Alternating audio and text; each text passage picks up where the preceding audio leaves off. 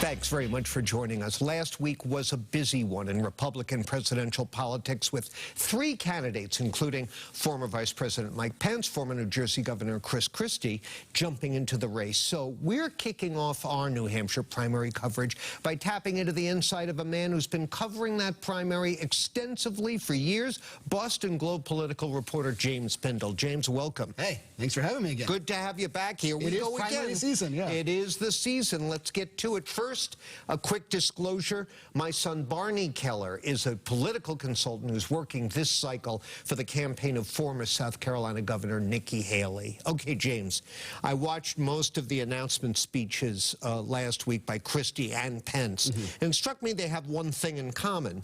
They think it's of paramount importance that Donald Trump not be the nominee again. Is that going to be what the New Hampshire primary is all about? Yeah, this is what's so weird about this 2024 campaign overall. You know, re-election campaigns with an incumbent president running, or the incumbent mayor, the incumbent dog catcher, if you want to say running, they have a record.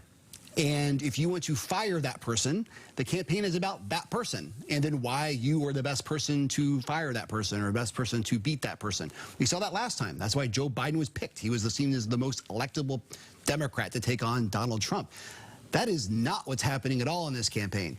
Right now, this is not about the incumbent. It's not even, no one's really talking about Joe Biden. It's all about Trump, as you said. In fact, if there's one campaign theme of 2024, it's all about Trump stupid.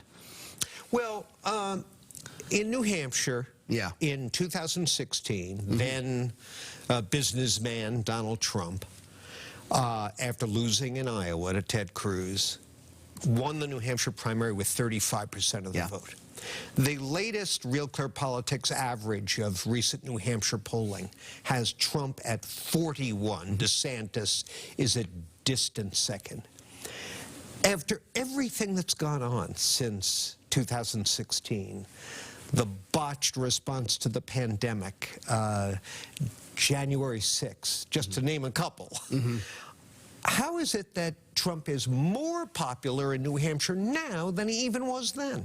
You know, one is just math. We had several kind of strong candidates in the middle. We had like 4 candidates, so Marco Rubio, Chris Christie, Jon Kasich, remember him? Right. Folks, and then Ted Cruz, obviously, had just won the Iowa caucuses. You had like 5 major candidates. Right now, you have 2. Right. You have Donald Trump.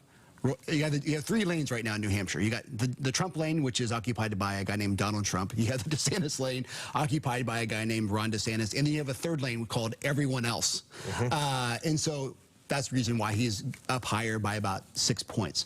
That may shrink, but what is wild right now is the early dynamic. I know you remember the Mitt Romney campaign so well in 2012. For them, it was that the base voter, they were seen and they were heard through the eyes of Mike Huckabee or Rick Santorum, who would go on to win the Iowa caucuses. In this versus the establishment frontrunner. Right. That is not what's happening here. The frontrunner right now for president is the person who sees and hears the base, and everyone else is just trying to figure out how the heck they even stop this juggernaut. I mean, it's amazing. Are New Hampshire Republican likely primary voters angry, happy? What's their mood?